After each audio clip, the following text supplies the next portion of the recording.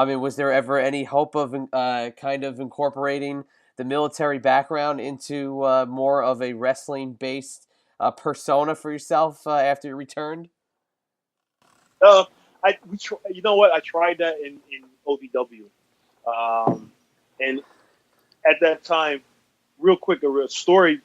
When I was in OVW, Stephanie McMahon, John Laurinaitis, and Paul Heyman came to our training one day, and I was in the class with Bobby Lashley, Jim Anderson, Beth Phoenix, Dolph Ziggler, the Boogeyman, those guys like that. And so we were doing a practice, and I had just gotten there maybe 2 or 3 weeks. Well, I wrestled somebody, and at the end of the wrestling, at the end of the match, Stephanie asked me. She says, "So, can you tell us in front of the whole class? Mickey James was there. Hold on. Can you tell us what happened in the military when you got hurt?" And it caught me off guard. And so I told her the story about my commander getting killed, and I was supposed to go out with him. He asked me to come with him, and I was supposed to go out with him to do a search, to do something. I forgot what we were doing, but he got killed in an IED, and I broke down and started crying in front of the whole class, and Stephanie was there, and it was like I just left. I left the arena, OVW arena, went in the back. Paul came back there. John came back there. John Laurinaitis.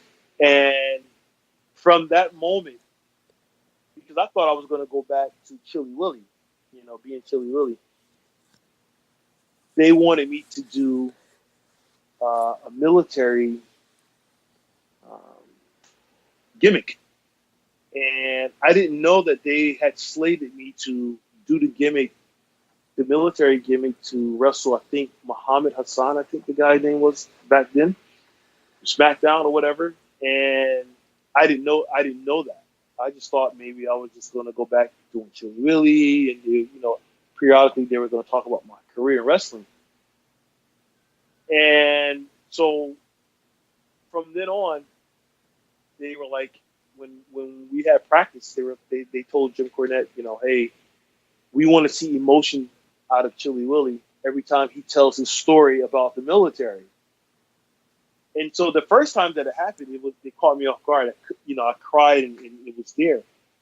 But they wanted me to continue that continuously every time we did a show, to show emotion, and I couldn't relate to that. I couldn't relate to how they wanted me to take my story, that real story, because that's what WWE does. If there's a story, they will harp on that, and they will make that out of a story for them. And I didn't know that at the time, and I couldn't do it. And so when we were doing promos, I think I told Paul, I said, I don't like my gimmick, and it's not for me, because I can't tell the story about how I almost got killed every time I get ready to do a promo, And from there, I think the word got back to Vince, and they were like, we have to let him go. Either he can go down to Puerto Rico and work, train there, and then bring him back up. And at that time, I was like, no, I'm done. I just go home. So yeah, we tried it. I think in OVW I had on some wrestling fatigues, and I wrestled Mordecai. What's his name? Kevin Thorne. Kevin Thorne, that's our buddy. Yeah. I think I wrestled once, and then I just wasn't feeling it. You know what I mean? So yeah. So after I got out of milk, I tried that, but it just didn't work out for me at all. You'd think they would love that. They would really Yeah. go after something like that. Yeah, they tried because they wanted one time they wanted me. I went to, I think, Raw or something like that, and I was backstage, and Sergeant Slaughter came, and they were trying to put me out there. They were going to send me out there, and he was going to be something like my mentor or manager or something. And but because I was under contract with the military, they wouldn't. I wasn't allowed to be on television or anything until after the contract of the U.S. government. So because I was still in the military, and they sent me plane tickets and the whole nine, man. And my buddies, my wrestling buddies, oh my God, we got a superstar here. And they were they made me do push-ups. My sergeants made me do push-ups and stuff like that. And then once I got out of the military, that's when they signed me, to wrestle. But yeah, I couldn't do that gimmick for some reason. It just wasn't. It didn't feel right. I knew where they were going with it, with me trying to be the American. But then I thought of it also like Booker T did the GI Bro with the GI Bro. I was like, I can't be another GI Bro. Hell no.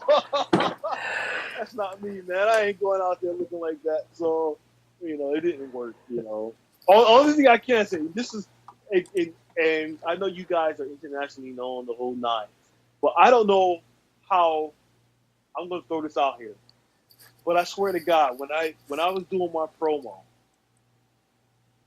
I saluted the camera, right? Hey, this was like 2005. After that, and wrestlers are known for stealing people's shit. After that, I would look at wrestling, and I would see John Cena come out, and he wasn't saluting people, man, until this is just me. I might be reaching, and I swear I said, this guy, man, he stole my gimmick, man. He stole my not my gimmick, not my gimmick, but I was saluting in my promo, and I don't know if he got wind of this or whatever. And I said, this motherfucker stole my shit, man. Because when I was at ECW, I wore a chain. I'm going way back in Tracy. I wore a chain, and I had a lock on it. And then when John Cena came out, he wore a chain with a lock on it.